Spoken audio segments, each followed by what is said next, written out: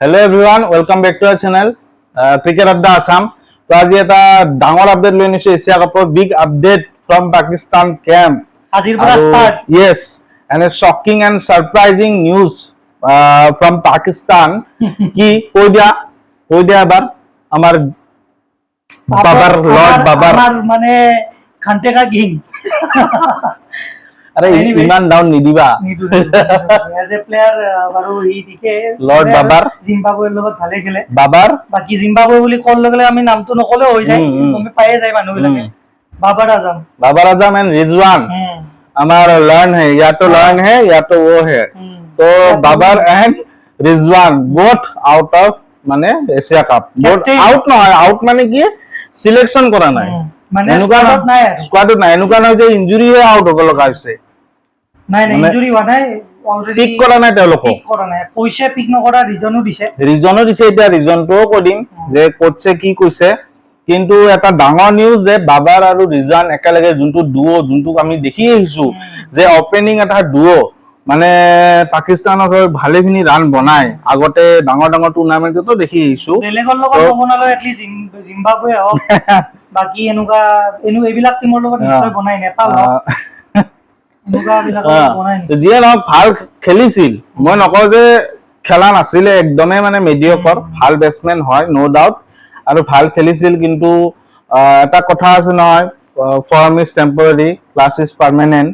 তো এটু মাৰু মই in this case they don't have any class তেওঁলোকৰ অকল ফৰ্মে থাকে দুই এটা টাইমৰহে থাকে অকল বছৰটো দুবাৰ মান থাকে দুই এক মাহ মান থাকে ফৰ্ম তো আমি দেখিছো মানে বাবৰ আজমতো বহুত ভালেখিনি ডাউনফল হৈছে ফ্ৰম মানে টপ টু বটম আহি গৈছে মানে এটা টাইমত মানে শিখৰত গৈছিল যেতিয়া কেপ্টেইনশ্বিপ আছিল গোটেইকেইটা ফৰ্মটত আৰু সেই টাইমত বাবাৰক কিং কোহলিৰ লগত কম্পেয়াৰ কৰিছিল মানুহে তাৰ পিছত যিটো ডাউনফল হল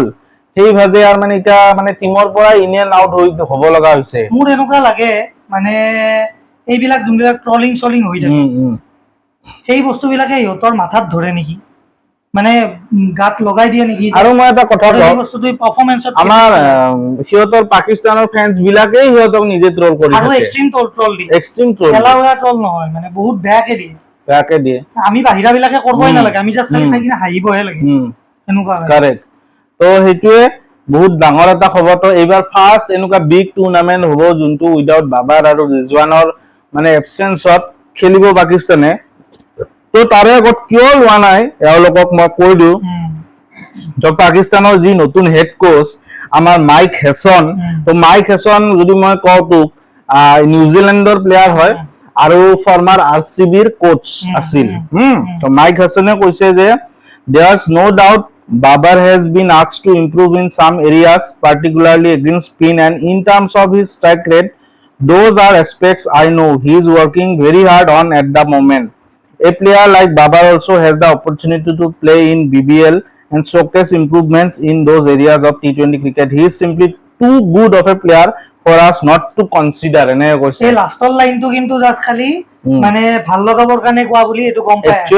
একচুয়ালি ফৰেন কোচ আৰু নতুনকে আহিছে গটিয়ে কাকু মানে কাৰো এগেইনষ্টৰ একচুয়ালি যাব ইচ্ছা কৰা নাই আৰু মোৰ গাট ফিলিংয়ে কৈছে এটো তো এই কোচৰ ডিসিশন নহয় এটো টোটালি পাকিস্তান বোৰ্ড পিসিবিৰ ডিসিশন হ'ব পাৰে আৰু যোনটো মানে বহি আছে পিসিবিৰ যোনবিলাক ডাঙৰ ফৰ্মাৰ প্লেয়াৰ আছে বোৰ্ডত চেয়াৰম্যান এবিলাকৰ মানে ডিসিশন পাকিস্তানৰ প্ৰবলেমটো হেতু মেইনলি সিলেক্টৰছৰ মানে পাকিস্তানে কিতিয়াও নিজৰ কোচ বা নিজৰ হেই টিমটোৰ যোনটো কেপ্টেইন সিলেক্ট কৰে হেইটোৰ ওপৰত মানে টিমটো এৰি নিদিয়ে সিহঁতৰ সবতকে ডাঙৰ প্ৰবলেমটো হেতু এটা টিমে যেতিয়া একবাৰ যিকোনো এখন যেতিয়া সিৰিজ এখন খেলিব যায় বা কোনবা এটা টুৰত যায় তেতিয়া সেই সিলেক্টৰছ বিলাকে মাজত সেই কৰাৰ কোনো প্ৰয়োজন নাথাকে আসলতে কাৰেক্ট কিন্তু ইহঁতৰ প্ৰবলেমটো হেতু একচুয়ালি আমি দেখিছো যে পাকিস্তান টিমৰ লগত পাকিস্তান যোনটো বোৰ্ড সেইখন মানে এটা জোক টাইপ হৈ যায় টাইমত যেনেকৈ আমি দেখিছো ৰামিজ ৰাজাৰ ক্ষেত্ৰত যেতিয়া ৰামিজ ৰাজা গৈছিল বোৰ্ডত কমেন্ট্ৰিৰ পৰা যেতিয়া চেয়াৰম্যান হৈছিল পিসিবিৰ তো বহুত ডাঙৰ বাধা কৰিছিল আৰু কিছুমান প্লেয়াৰক মানে ৰামিজ ৰাজাই মানে উলিয়াই দিছিল আৰু সেই প্লেয়াৰ বিলাকে পিছত গৈ ৰামিজ ৰাজাৰ থাকিলে মানে নেখেলিল আৰু পিছত গৈ ৰামিজ ৰাজাকে মানে ট্ৰল কৰিল আৰু পিছত ৰামিজ ৰাজাকে কোনো অস্তিত্ব নোহোৱা হল আউট হৈ যাব লগা হল তো নিজৰ প্লেয়াৰে সিহঁতক সেই কৰে এইটো বস্তু সিহঁতৰ চব ফালৰ পৰাই হয়, পলিটিকেলিও মোহাম্মদ আমিৰে আৰু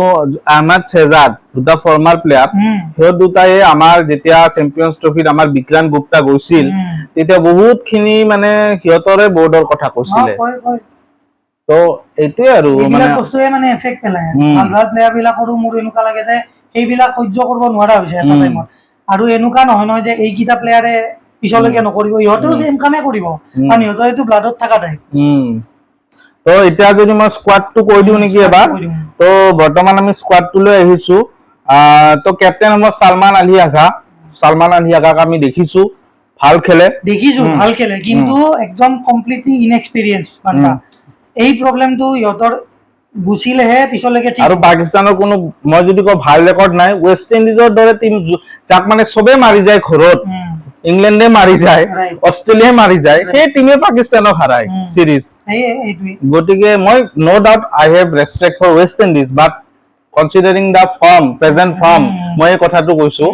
তো ৱেষ্ট ইণ্ডিজৰ মানে হেৰুৱাৰ ফৰ্ম আহি গৈছে পাকিস্তানৰ লগত খেলাই ৱেষ্ট ইণ্ডিজে ভাবিছে কাশ हमारा ফৰ্ম आ गया পাকিস্তান से खेलने से এনে ভাবিছে চাগে তো এইটো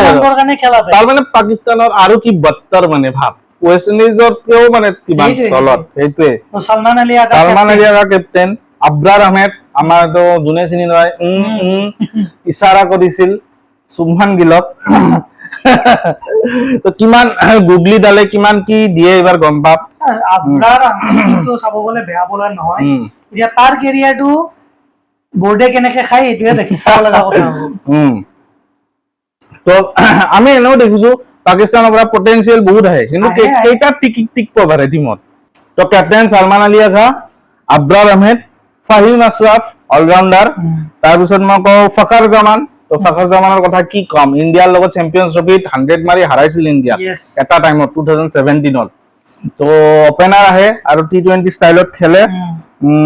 তাৰপিছত হাৰিছ শ্ৰফ আছে হাৰিছ শ্ৰফ 150 স্পীডত বল কৰে কিন্তু ঠিকছে মাৰ খায় ফৰ্ম সিমান এটা ভাল নহয় হাসান আলী সেলিব্ৰেশন কৰি ইনজুৰ্ড হয় সবৰে এটা ইউনিক পাৰ্সোনালিটি আছে আৰু নিজৰ টিমকে মানে বেছি এই কৰে তাৰপিছত বাবাৰ আজমকো কৰিছিল পিএছএলত লাগব যায় হাসান নৱাজ তাৰপিছত হুছেইন তালাত এইবিলাক নতুন প্লেয়াৰ সব নতুন তাৰপিছত খুজদিল চাহ আমি দেখিছো কিন্তু ইমানো নতুন নহয় খুজদিল চাহে ইণ্ডিয়াৰ লগত এখন মেচ খেলিছিল তাৰপিছত মহম্মদ হেৰিছ ইয়ং প্লেয়াৰ মহম্মদ নৱাজক দেখিছো অশ্বিনে যি 4 মাৰি জিকা টি20 ৱৰ্ল্ড কাপৰ মেচখন মনত আছে নে ডিকে ৰান আউট হৈ যায় দুটা বলত 2 ৰান লাগা ডিকে ষ্টাম্পিং হয় নেকি ডিকে ষ্টাম্পিং হয় তাৰপিছত আশ্বিনে এটা ওয়াইড দিয়ে ওয়াইড এটা এৰি দিয়ে লেগ সাইডে বল কৰি দিয়ে আশ্বিনে কি কৰে ওয়াইডটো এৰি দিয়ে তাৰপিছত তো ফৰে মাৰে মোহাম্মদ নৱাজে বল কৰিছিল এতিয়া লাষ্ট ওভাৰ তাৰপিছত মোহাম্মদ ওয়াসিম জুনিয়ৰ তাৰপিছত সাহিব জাদা ফাৰহান এটো নতুন প্লেয়াৰ একদম নতুন সেই মায়ুক ইমানো নতুন নহয় ইয়ংষ্টাৰ হয় সালমান মিৰ্জা আৰু শাহিন শাহ আফ্ৰিদিৰ কথা কি কম একো ক'ব লগা নাই তাৰপিছত সুফিয়ান মাকিম তো এইকেইটা হল সিহঁতৰ 15 তো 15টা হয়নে 1 2 3 4 5 6 7 8 9 10 11 12 13 14 15 16 17 তো 17টা লৈছে তো বহুত বেছি লৈছে এনে তো 15টা লোৱা দেখা যায় কিন্তু সিহঁতে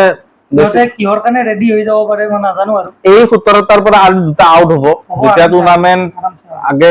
15টাই ল'ব লাগিব আলটিমেটলি যায় তো যাই তাৰ পিছত তো 11টা প্লেইং 11 হ'ব তো চাব লগা হ'ব এতিয়া টাইমত কাক খেলাই সেইটোৱে আৰু হিংসা আফ্ৰিদিৰ বিষয়ে অলপমান ক'ব পাৰি মানে যোনটো একদম ফাৰ্ষ্ট আহাৰ লগে লগে যোনটো ইম্পেক্ট দেখাইছিল সেই ইম্পেক্টটো নেক্সট 2 বছৰৰ ভিতৰত গায়ব হৈ গৈছে নেক্সট 2 বছৰৰ ভিতৰত অনলি ইন সুইঙিং ইয়ৰ্কাৰ যি ষ্টাৰ্কৰ দৰে মাৰিছিল ট্ৰেন্ট বল মিচেল ষ্টাৰ্ক তো মানে বস্তুটো এনেকুৱা যে এইটোৱে ক'ব পাৰি যে আহাৰ লগে লগে তাক কোনো জানা নাছিল কাৰণে ইয়াৰ ইম্পেক্ট আছিল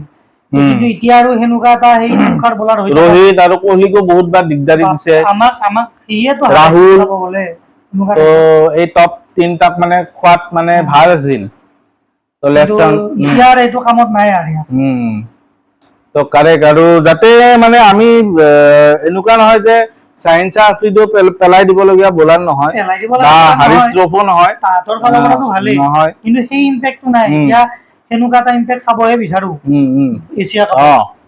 তেতিয়াহে ভাল লাগিব কম্পিটিশন হ'ব নহলে কম্পিটিশন নহয় স্পেচিয়েলি আমাৰ ইণ্ডিয়াৰ লগত সিহঁতে জানে ইণ্ডিয়াৰ লগত হাৰলেও কথা নাই বৰ্তমান এছিয়া কাপত বাকী দুটা কাবাৰ লগত ওমান আৰু কোনোবা এজন এটাৰ লগত ইউএইৰ লগত জিকি দিব কিবাকে হলেও বা টান জাম লগাই কিনে হলেও জিকিব জিকি কিনে আৰু এদিন আমাৰ ইণ্ডিয়াৰ লগতে খেলিব তাৰপিছত আৰু হাৰিব এনেকুৱা টাইপ মানে হৈ থাকে তো ইণ্ডিয়াৰ বৰ্তমান মই যদি এছিয়া কাপত কওঁ ইণ্ডিয়াৰ কোনো কম্পিটিশনে নাই নাই ইণ্ডিয়াই মানে ক্লিয়াৰ ফেভৰেট হ'ব লাগে ক্লিয়াৰ উইনাৰ ফেভৰেট ক্লিয়াৰ উইনাৰে হ'ব লাগে এৰি দিব পাৰে আৰু ইচ্ছা কৰিলে হ'বদে আৰু এনেকুৱা। কিন্তু in T20 format no one knows with ইণ্ডিয়াৰ অলসো মানে ইণ্ডিয়াৰো এটা নতুন টিম নতুন কেপ্টেইন তো ইণ্ডিয়াৰ নতুন টিম হলেও মানে আমাৰ সেইটো হ'ল আমি এটা বেছ এটা বনাই কিনেহে আমাৰ ওপৰৰ কেইজন গুচি যায় বেছটো আমাৰ থাকে পাকিস্তানৰ প্ৰব্লেমটো এইটো সিহঁতৰ বেছ থাকবই নিদিয়ে সিহঁতৰ বেছ আৰু এখন মেচ জিকাৰ পিছত সিহঁত ইমান অভাৰ কনফিডেন্স হৈ যায় তাৰমানে সৰু সুৰা টিমৰ লগতে হাৰি যায় সেই পাকিস্তানৰ লগত সেইটো প্ৰব্লেম দেখা যাব এতিয়া আৰু কি মানে গুল খিলাই এছিয়া কাপত পাকিস্তানে আৰু বাকি টিম বিলাকৰ ওপৰতো আমি স্কোৱাড আহিলে সকলোতকে ফাৰ্ষ্ট আপডেট দিম আপোনালোকক এইটো আমাৰ সিৰিজ আৰম্ভ আজিৰ পৰা এছিয়া কাপৰ সিৰিজ আৰম্ভ প্লেলিষ্ট পাই যাব তো প্লেলিষ্টত গৈ চাব পাৰিব গোটেইকেইটা স্কোৱাড আহি থাকিলে এড কৰি থাকিম তো এইকাৰণে ভিডিঅ'টো কেনে পালে জনাব কেনেকুৱা পালে আৰু ভাল পালে লাইক কৰিব চেনেলটো ছাবস্ক্ৰাইব কৰিব আৰু কমেন্ট কৰি জনাব আপোনালোকে কি ভাবে পাকিস্তান স্কোৱাডৰ কথা ওপৰত ইণ্ডিয়াক টক্কৰ দিব পাৰিবনে নাই এইটো স্কোৱাডে ঠিকেই So that's it. Goodbye till then. Stay tuned. Audio Jungle.